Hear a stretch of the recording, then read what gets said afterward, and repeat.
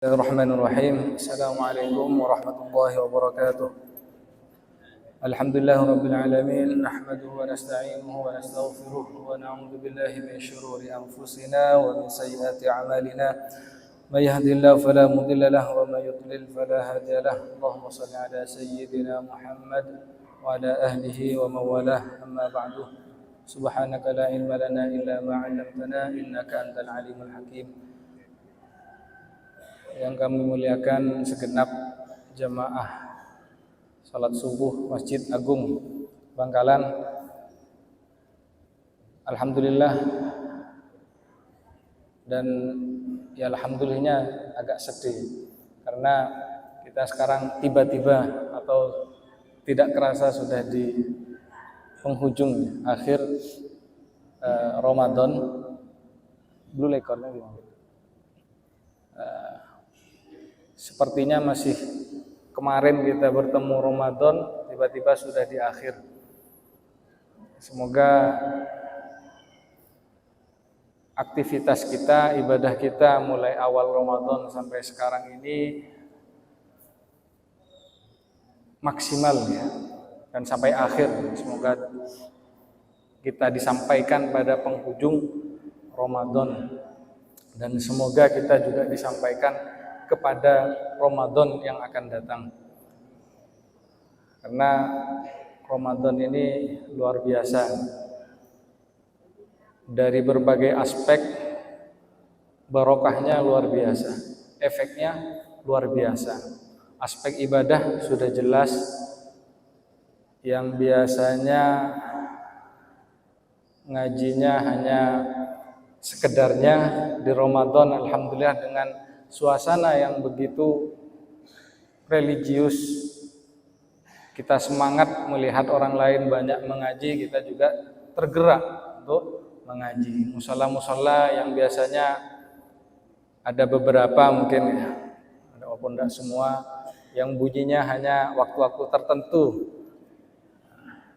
Alhamdulillah setelah Isya salat tarawih ramai dengan lantunan ayat suci Al-Quran. Yang jarang ke masjid, misalkan dengan barokahnya Ramadan, suasana yang dibawa Ramadan, banyak yang semangat untuk datang ke masjid, membawa putra-putrinya, membawa keluarganya. Dari aspek ekonomi juga luar biasa barokahnya Ramadan ini. Karena kita semakin lapar, dan semakin lapar semakin ingin membeli. Tapi apapun itu, alhamdulillah ini merupakan keberkahan bulan Ramadan. Yang dagangannya mungkin hari biasa tidak terlalu banyak, di bulan Ramadan berlipat-lipat, dan seterusnya. Dari aspek emosional juga demikian. Yang biasa berkata-kata tidak baik, di bulan Ramadan ada rem, ada pengendalinya. Mau menyampaikan sesuatu yang tidak baik, oh iya saya puasa, ini shaim, nanti aja setelah berbuka.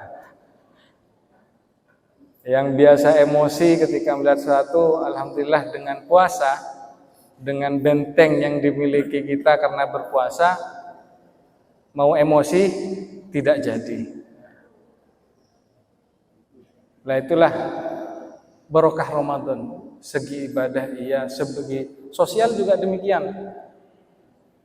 Dengan adanya efek Ramadan ini, niat kita untuk sering berbagi atau niat untuk berbagi semakin meningkat.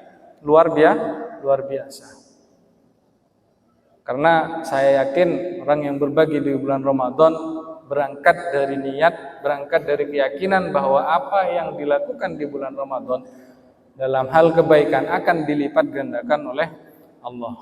Sehingga orang-orang berbondong-bondong memberikan takjil, memberikan makanan untuk berbuka, berbagi kepada yang membutuhkan, kerabat, dan seterusnya. Jadi luar biasa. Dari berbagai aspek Ramadan ini menambah keberkahan berlipat-lipat. Dan di antara kewajiban kita sebagai muslim ini adalah zakat. Jadi zakat ini diwajibkan sebelum diwajibkannya ibadah puasa. Tepat sebelum kewajiban puasa turun kepada Rasulullah. Ada perintah untuk menunaikan zakat. Kalau zakat dalam arti kebahasaan bisa dimaknai dengan tathir atau penyucian, bisa dimaknai dengan shalah atau perbaikan, atau annama'u, pertumbuhan dari yang kecil kemudian besar dan seterusnya dari secara kebahasaan. Ada istilah juga, ada zakat, ada infak, ada sedekah, ada zakat. Katanya para ulama, kalau infak ini membelanjakan atau menafkahkan harta untuk kemaslahatan. Lebih umum dari istilah sedekah ataupun zakat. Segala hal yang terkait dengan menafkahkan harta, membelanjakan harta di jalan Allah untuk kemaslahatan, itu dinamakan dengan infak.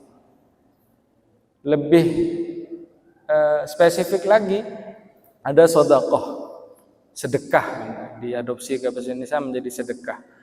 Sedekah ini lebih khusus daripada infak.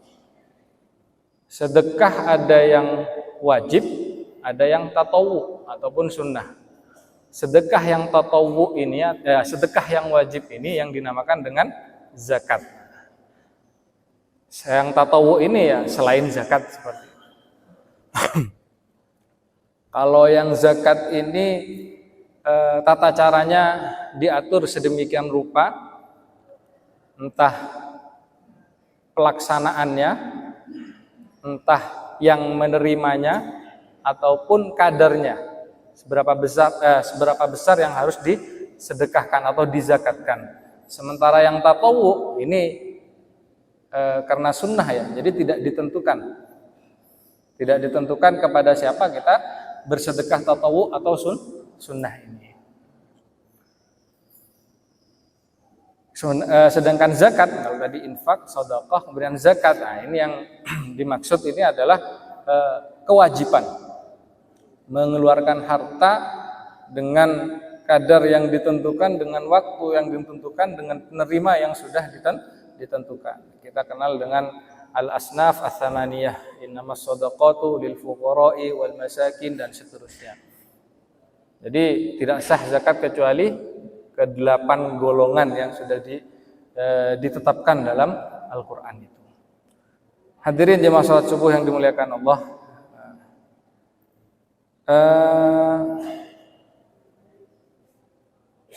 Tentu ibadah apapun itu mesti ada hikmahnya. Allah tidak mewajibkan sesuatu, tidak mensyariatkan sesuatu kecuali ada hikmahnya. Walaupun hikmah ini bukan menjadi alasan utama. Artinya ibadah itu ada yang memang tanpa ilah atau tanpa sebab, ada yang ada sebab. Tapi segala ibadah tentu ujungnya adalah ta'abbudi, beribadah kepada Allah. Misalkan ibadah dalam manasik haji, itu kan tidak ada sebab, tidak ada hikmah, tidak ada apa-apa, tidak ada keuntungan bagi yang melakukan. Tapi kita tetap diperintahkan, diwajibkan untuk melaksanakannya. Misalkan melempar jumroh, paling kita kan hanya mengambil hikmahnya. Oh, kalau melempar jumroh itu merupakan simbol perlawanan kita terhadap syaitan. Kita meneladani kisah Nabi Ibrahim yang melawan setan dengan melempar batunya. Ini simbol.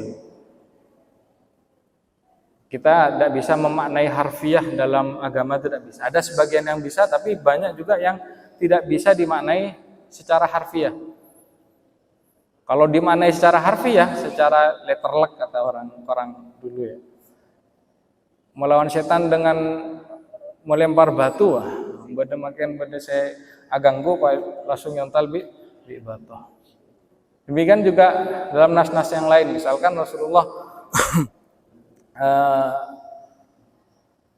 memberikan contoh menyayangi anak yatim dengan cara mengusap kepalanya misalnya. Usaplah anak yatim sebagai bentuk kasih sayang. Ya ini tidak kurang tepat jika dimaknai secara harfiah. Mungkin berbeda anak yatim huniyosap seranaha. Kepalanya hanya diusap saja, lo paringi penapa.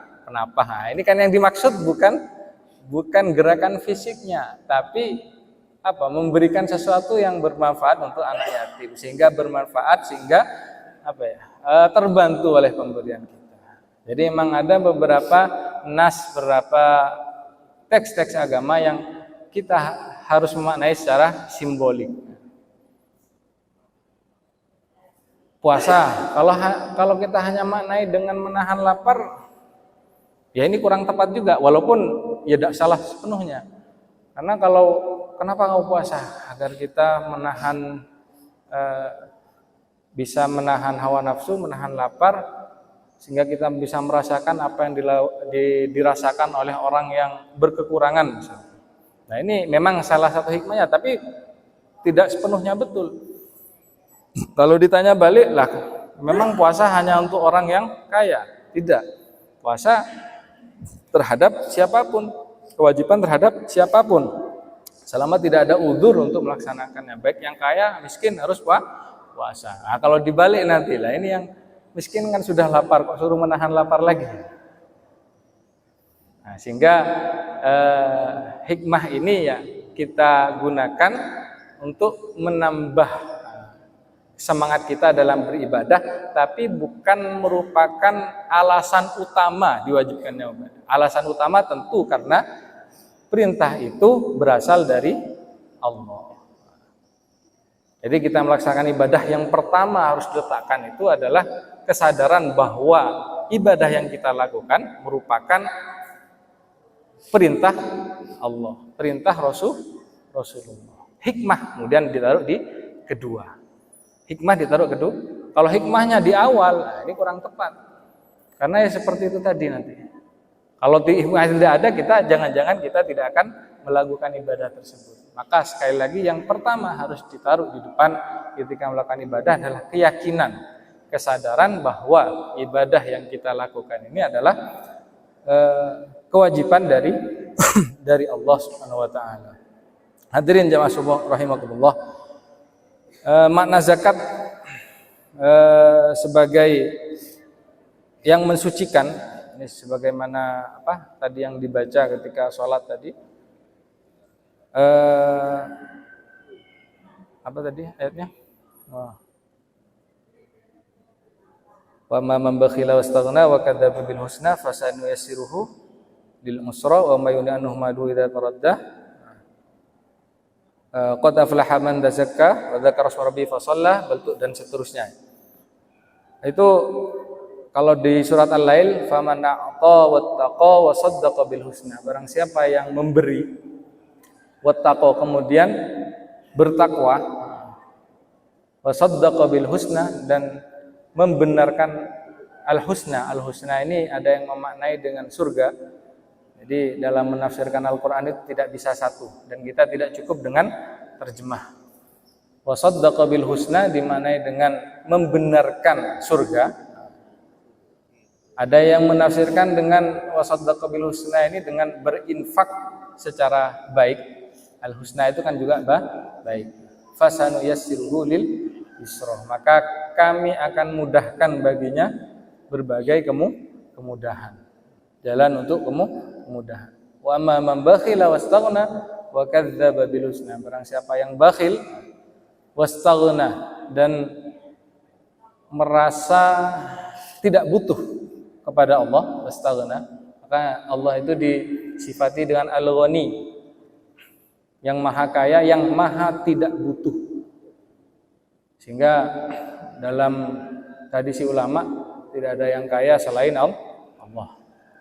Manusia kaya hanya status di antara manusia saja. Sejatinya yang kaya ini adalah Allah. Karena kekayaan yang dimiliki manusia terutama materi bisa dalam sekejap hilang. Bisa dalam sekejap tidak berbekas sama sekali. Dan setiap manusia sekaya apapun pasti butuh kepada manusia yang lain. Sementara Allah Al-Ghani benar-benar Al-Ghani, kaya sebenarnya yang tidak butuh kepada apapun. Wa kadzdzaba bil husna, dan mendustakan al-husna, mendustakan al-jannah, atau mendustakan apa yang akan terjadi setelah kita hidup di dunia ini. Fasanuyassiruhu lil usra, maka kami akan mudahkan baginya.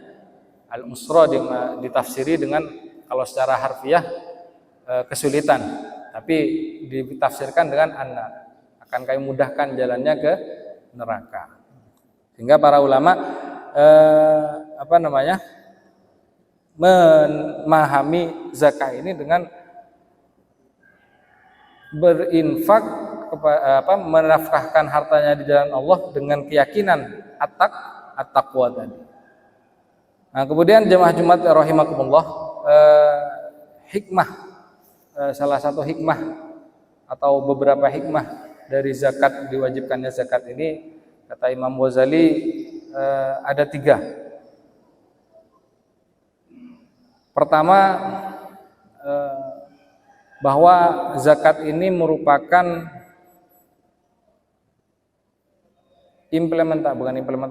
merupakan perwujudan dari syahadat kita kepada Allah, perwujudan ketaatan kita kepada Allah. Kata Imam Al-Ghazali, bukti kecintaan kita terhadap Allah. Beliau mengatakan la mahabbatah fi syirik, la mahabbatillah illa fi syirik.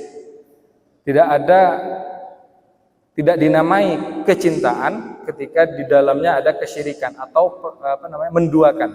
Itu bukan dinamakan dengan cinta, kata Imam Al-Ghazali.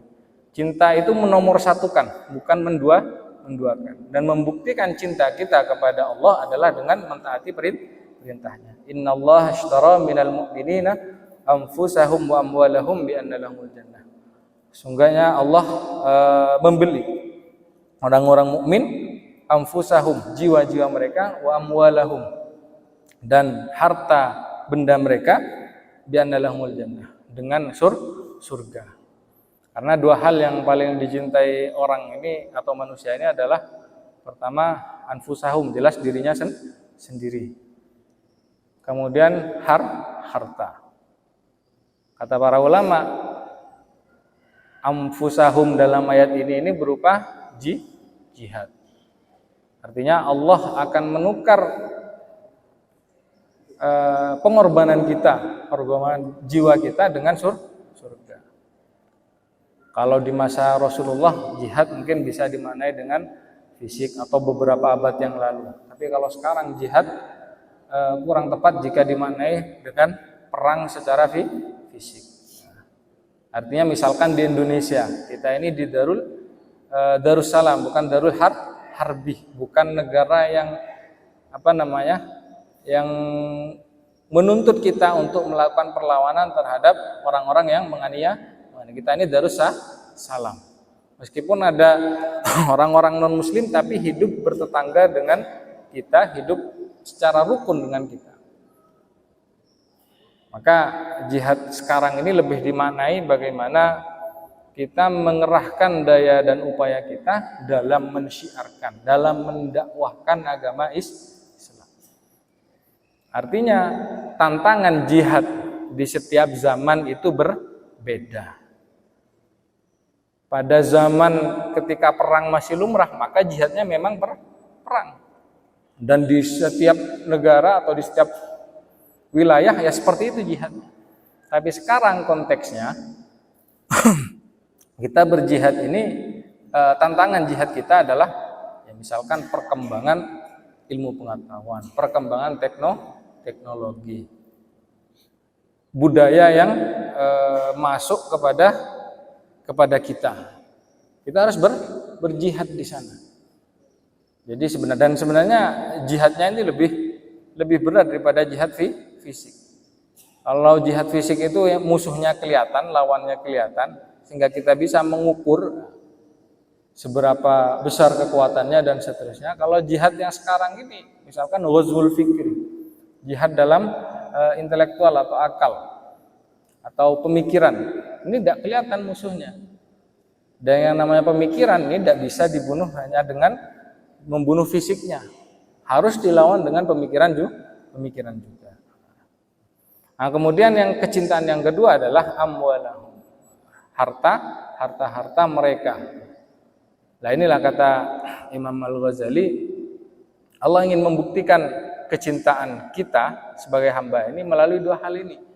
Anfusahum wa amwalahum. Lah zakah ini termasuk kepada ibadah maliyah. Jadi ibadah itu ada dua, ibadah maliyah, ada ibadah badaniyah. Wa aqimus sholata wa atuz zakah. Dirikanlah salat dan tunaikanlah zakat. Wa aqimus shalah sebagai bentuk dari ibadah badaniyah, ibadah badan, dan zakat ibadah maliyah, ibadah harta. Kata Imam Ghazali, kita tidak bisa melepaskan kecintaan kepada sesuatu kecuali kita ini dipaksa untuk berpisah dengan suatu tersebut sehingga menjadi biasa. Kecintaan kita kepada harta ini tidak akan hilang, kata Imam Ghazali, kalau kita tidak dipaksa untuk berpisah dengan harta tersebut. Berpisah ini dalam arti kita diperintahkan untuk bersedekah, kita diperintahkan untuk bersedekah. Kalau tidak diperintahkan seperti itu, maka cinta terhadap harta ini, terhadap mal ini akan terus semakin melekat dan cekak. Maka satu cara ini dipaksa, manusia ini dipaksa untuk berpisah, untuk berpisah dengan harta itu melalui apa? Melalui kewajiban zakat. Sehingga nanti dengan paksaan itu zakat menjadi sebuah kebiasaan. Sehingga walaupun tetap kita cinta kepada harta, tapi bukan hubban jamma, bukan cinta yang membabi buta. Ya, sekedar manusiawi, masih tahap manusiawi. Nah, terkait dengan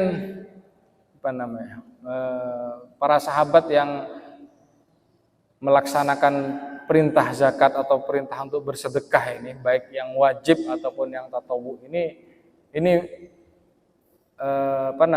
bermacam-macam. Ada sahabat seperti Sayyidina Abu Bakar yang dikenal dengan sakhoknya atau dermawannya. Beliau ini menjadi khalifah pertama pengganti Rasulullah. Ketika ada perintah untuk berzakat, ada perintah untuk bersedekah, beliau langsung menafkahkan seluruh hartanya. Sampai Rasulullah pun bertanya, "Wahai Abu Bakar, kalau kamu menyedekahkan hartamu semuanya, lalu kamu sisakan untuk apa? Untuk keluargamu?" Beliau dengan enteng menjawab, "Saya masih punya Allah dan Rasulnya." Makanya ini salah satu keutamaan Abu Bakar. Kata para ulama, kenapa Abu Bakar menjadi orang nomor 2 atau orang pertama setelah Rasulullah ini, karena tingkat ketakwaan beliau ini. Beliau juga orang yang pertama membenarkan tanpa babi bu ketika Rasulullah Isra Mi'raj, kemudian kembali kepada kaumnya. Tidak ada satupun yang percaya. Bahkan mungkin kita ketika di zaman itu mungkin sangat terbuka untuk tidak percaya. Tapi Abu Bakar langsung menyatakan, saya mengimani, mempercayai apa yang dikatakan oleh Muhammad, ketika semua orang tidak percaya atau bahkan mempertanyakan. Begitu juga ketika ada perintah untuk berzakat, beliau mensedekahkan semuanya. Makanya tidak ada satu sahabat pun yang sampai levelnya kepada Sayyidina Abu Bakar, karena kualitas beliau, ketakwaan beliau. Ya, tentu kita cukup mengambil hikmah. Kalau memberikan semuanya ini kan berat. Apalagi sekarang segalanya serba diukur oleh harta. Sekolah mau sekolah itu yang ditanya nanti mau jadi apa setelah sekolah. Kepada anak-anaknya yang dititipkan adalah apa? Wasiat atau apa? Warisan berupa materi. Artinya ketakutan terkait ekonomi ini yang kadang mendominasi di kehidupan kita saat ini. Apapun diukur dengan uang. Bukan berarti kita tidak butuh uang, tapi tidak semuanya ini ujungnya Padahal dalam Al-Quran itu ketika mewasiatkan untuk anaknya, ini tidak ada satupun yang dalam ayat Al-Quran itu menunjukkan bahwa warisan atau peninggalan untuk anak itu berupa harta. Artinya misalkan am kuntum syuhada idza hadara yaqul maut idza qala li bani ma ta'buduna min ba'di. Ketika Yakub mengumpulkan putra-putrinya atau anak-anaknya ketika menjelang meninggal, yang ditanyakan adalah ma ta'buduna min ba'di. Apa yang akan kamu sembah? Artinya yang dikhawatirkan adalah bukan faktor ekonominya, tapi aspek akidahnya, bagaimana ibadahnya, bagaimana sholatnya peninggal aku. Begitu juga ketika Luqman berwasiat kepada putranya, tidak ada satupun dari wasiat itu atau nasihat itu terkait harta. Itu kalau Luqman ya bunayyah la tusyrik billah. Yang pertama adalah perintah untuk tidak mensekutukan Allah. Bukan carilah harta sebanyak-banyaknya, tidak. Tapi la tusyrik billah. Baru setelah itu wasainal insana biwalidayhi hamalathu ummuhu. Berbakti kepada orang tua. Kemudian ya bunayya innaha in takum mithqala habatin min khardalin dan seterusnya. Keyakinan bahwa apapun yang dilakukan kita Allah Maha melihat. Artinya ihsan ya. Ihsan itu anta'budallah ka'annaka tarahu. Kita beribadah kepada Allah seakan-akan kita melihat Allah, seakan-akan. Kalaulah kita tidak bisa melihat Allah, maka sesungguhnya Allah melihat kita. Fa innahu yaraka. Ini pesan yang ketiga. Kemudian yang selanjutnya apa itu? Aqimis shalah. Ya bunayya aqimis shalatah wa'mur bil ma'ruf. Perintah mendirikan salat dan amar ma'ruf nahi munkar. Wasbir ala ma asabak. Perintah kesabaran. Kemudian setelah itu wala tusair haddaka linnas wala tamshi fil ardi maraha. Dan janganlah kamu bersikap sombong. Wala tamshi fil ardi, berjalan di muka bumi dengan pongah, dengan angkuh. Semuanya nasihat itu dengan anaknya itu tidak ada yang terkait dengan harta, tapi bekal spiritual, bekal emosional. Bagaimana hubungan putranya itu dengan Allah dan hubungan putranya itu dengan manusia yang semuanya tentu didasarkan dengan ilmu. Nah ini kadang kita akan keliru seperti ini. Keliru kita mensekolahkan putra-putri kita tujuannya agar dapat kerja, agar dapat uang, seperti itu. Karena bukan berarti salah sepenuhnya, tidak. Tapi itu nomor 2 lah paling tidak, kalau tidak nomor 3. Yang pertama itu adalah mendapatkan ilmu. Dan ilmu inilah nanti yang akan menuntun putra-putri kita ke arah kebaikan. Kalau sudah berada di jalan kebaikan, di jalan Allah, pasti akan ada keberkahan. Rezeki akan ikut. Wa'mur ahlaka bis-sholati wastabir 'alaiha la nas'aluka rizqan nahnu narzuquk. Dan perintahkanlah keluargamu, perintahkan untuk sholat.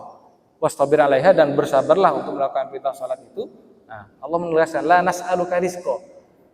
Saya tidak menuntut rizki kepadamu. Artinya kamu tidak usah memberikan rizki. Nahnu narzuquk, kamilah yang akan memberikan rizki. Karena Rezeki bagi setiap manusia itu pasti dijamin, pasti menjamin. Kalau katanya ulama itu kalau orang yang tidak beriman kepada Allah saja diberikan rezeki oleh Allah, apalagi yang beriman. Ya, orang-orang yang tidak beriman kepada Allah kan semuanya makan. Siapa yang beri makan? Allah semuanya. Tidak ada yang rezeki sendiri, tidak ada, semuanya Allah. Wa ma min dabbatin fil ardi illa 'ala Allahi rizquha. Semuanya ini yang dimakan oleh makhluk ini semuanya dari Allah. Lah, kalau orang yang tidak beriman kepada Allah saja diberikan rezeki kepada Allah, apalagi kita orang-orang yang beriman. Maka kata Allah, yang pertama ini perbaikilah hubungan kamu dengan Allah. Nah, ini yang harus kita khawatirkan terkait masa depan putra-putri kita. Bagaimana ibadahnya kepada Allah, bagaimana dia bersosialisasi, bermasyarakat, hubungan dengan manusia. Kalau ibadah kepada Allah mantap, hubungan dengan sosialnya juga mantap, maka rezeki akan mengalir sendiri. Apalagi sekarang ketika kejujuran, integritas dan seterusnya ini menjadi faktor utama dalam melakukan pekerjaan. Artinya tidak usah khawatir rezeki. Nah, kemudian hikmah yang kedua dari zakat ini adalah mensucikan diri dari sifat bakhil.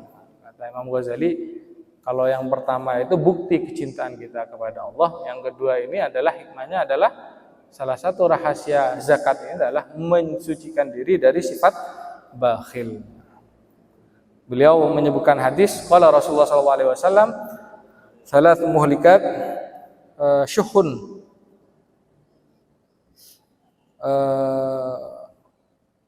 syuhun muta'un wa hawa muttaba'un wa ijabul mar'i bi nafsihi wa thalathu munjiyat khasyatullah fi sirri wal alaniyah wal qasdu fil faqri wal ghani wal 'adlu fil ghadwi war ridha. Tiga sifat yang membinasakan. Pertama yakni menuruti kebakhilan. Kemudian yang kedua mengikuti hawa nafsu. Wa hawa muttabi' wa ajabul mar'i bi nafsi. Dan yang ketiga adalah bangganya seseorang terhadap dirinya sendiri atau membanggakan diri. Ini tiga hal yang rusak. Yang pertama adalah menuruti kebakhilan, membiarkan bakhil menguasai dirinya sendiri. Nah, terkait bakhil ini tidak melihat siapapun, orang mukmin atau tidak. Orang bakhil nika kebaci. Sebaliknya orang dermawan apapun itu pasti disenangi orang, pasti itu. Orang cerai ini kan siapapun itu pasti akan sebaik apapun orangnya, kalau dia ada sifat bakhil mesti dirasain. Iya, bajunya rajin, ke masjid rajin, kayak cerai. Itu pasti disebutkan. Sebaliknya orang yang dermawan siapapun itu, bahkan orang non muslim sekalipun kalau dermawan pasti disebutkan kebaikan, karena ini manusiawi ya. Orang yang suka berbagi itu pasti disukai oleh orang. Dan bakhil ini penyakit hati dan harus dihilangkan. Walaupun tidak dihilangkan ya dikurangi. Dengan apa? Ya kata Imam Ghazali tadi, harus dipaksa. Makanya ada kewajiban untuk berzakat. Ada kesunahan untuk bersedekah. Ini untuk memaksa agar diri ini terhindar dari sifat bakhil. Ada yang bakhil terhadap hartanya sendiri. Jadi dia tidak menyuruh kepada kebakhilan orang, tapi dia bakhil terhadap hartanya sendiri. Ada yang bakhil terhadap harta orang lain. Dia tidak bakhil terhadap harta orang lain. Dia orang sedekah, ki komentari. Larang banyak. Salah lo mau keluar lubang, ki nyuruh orang untuk bakhil. Ini kan badai. Salah lo nyumbang ki argumen, nyumbangnya punya dan begitu. Mending ki nyumbang. Ini kalau lo nyumbang. Cerai ke Abang TV, cerai juga ke anding ore. Nah, ini harus kita bade saya lo cerai ke abang TV, tapi cerai di hartanya orang dan macam-macam. Kenapa cepon reng metu namanya bakhil murakab? Kan ada istilahnya. Mau cek bakhil ini apa? Rekat apa? Oh. Ada yang mau mengatakan tabiatul maut. Karena cek bakhil sehingga tabiatul maut menjadi tabiat yang akan dibawa mati. Apakah bisa dihilangkan? Bisa. Dan memang harus dipaksa sebagaimana di ibadah-ibadah lain. Misalkan malas dalam jam. Maka memang harus dipaksa. Karena ya manusiawi, artinya cinta dunia, enggan untuk beribadah, manusiawi. Tapi kan kemudian jangan kemudian memperturutkan hawa nafsu yang seperti itu. Nah, kemudian yang terakhir hikmah terakhir dari disyariatkannya zakat ini adalah mensyukuri nikmat.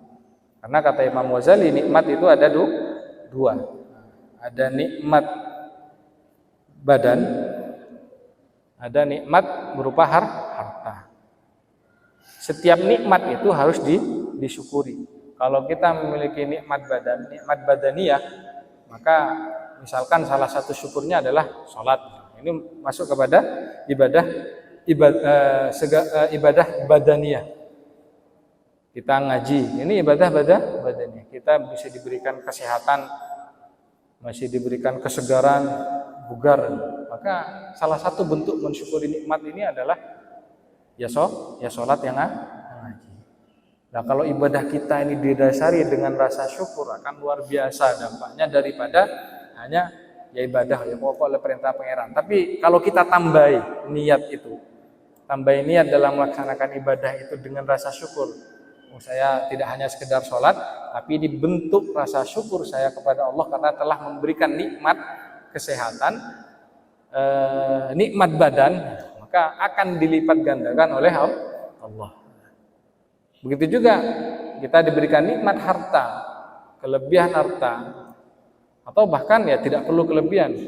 Karena kalau dalam ayat Al-Quran kan ada yang disebut dengan al-muhsinin, orang-orang yang baik, kan wasari'u ila maghfiratin mir rabbikum wa jannatin 'arduhas samawati wal ardu 'iddat lil muttaqin. Orang-orang yang bertakwa. Siapa yang bertakwa itu? Pertama, alladzina yunfiquna fis sarra'i wad dharra. Yang menafkahkan hartanya fis sarra, dalam kondisi lapang, kondisi bahagia, wad dharra, ataupun kesempitan. Nah, ini menunjukkan level kata para ulama.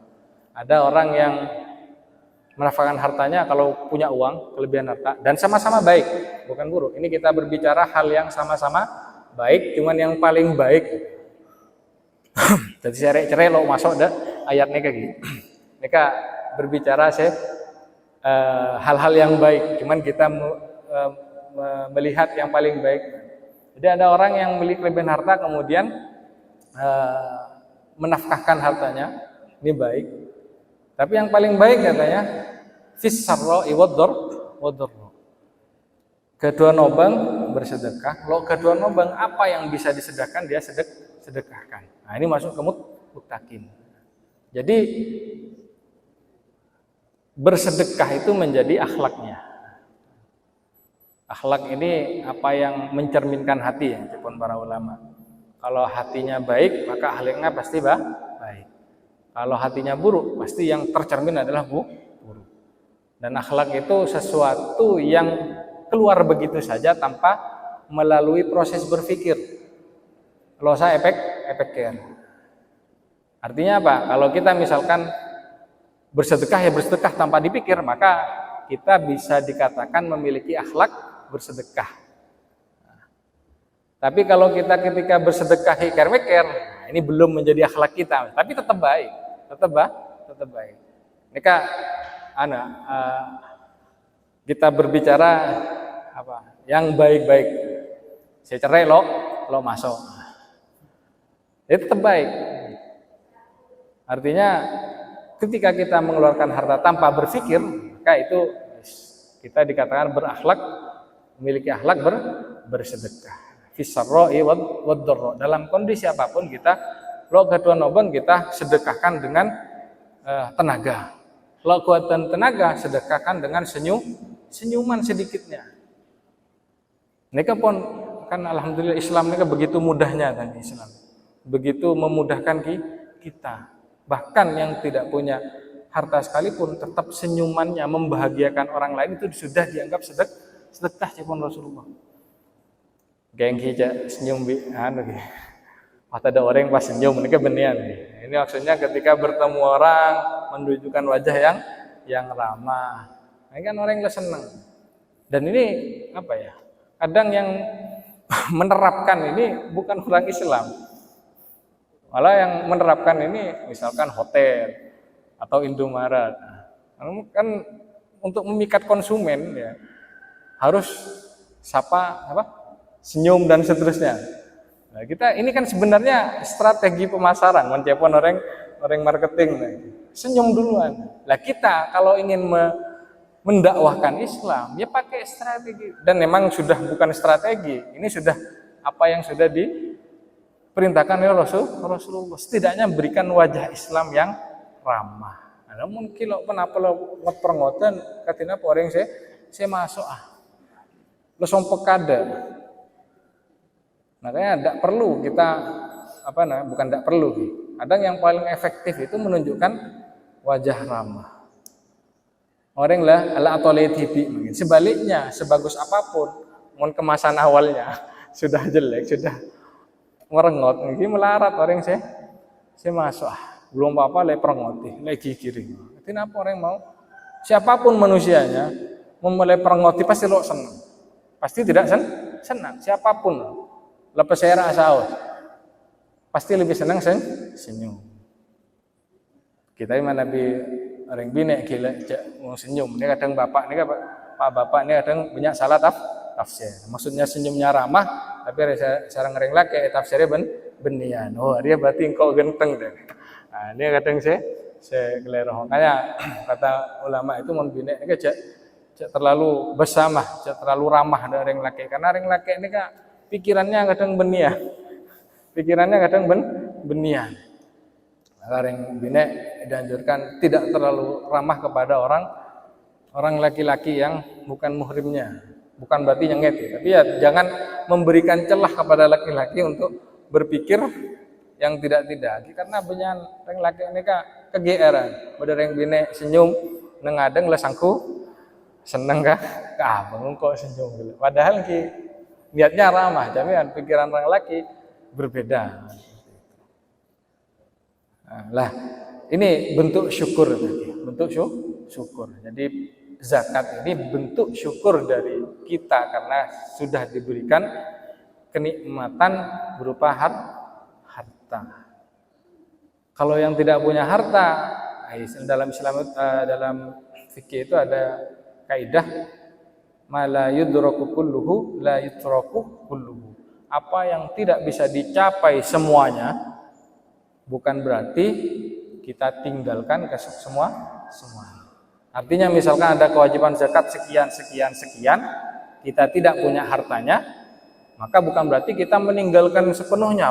Kalau di PC, di harta, kok jendia zakat keluh tidak.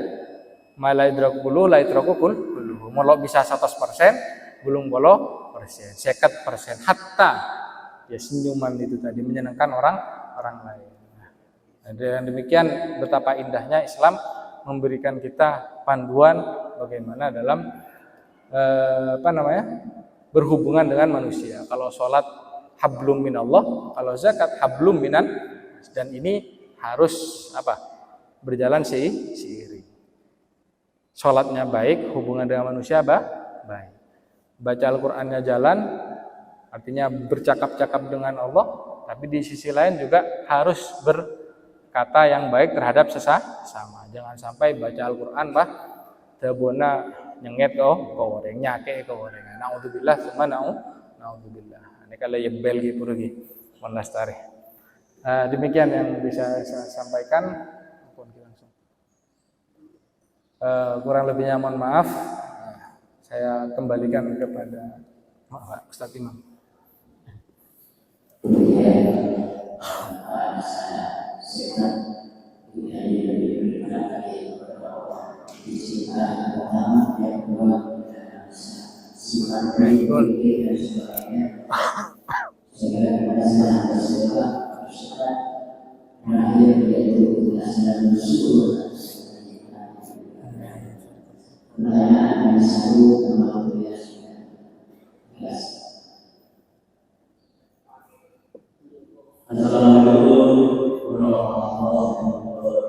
Waalaikumsalam.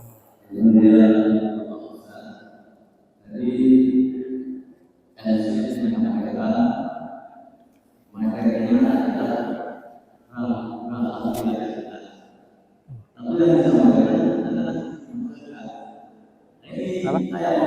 Ilmu. Kenapa?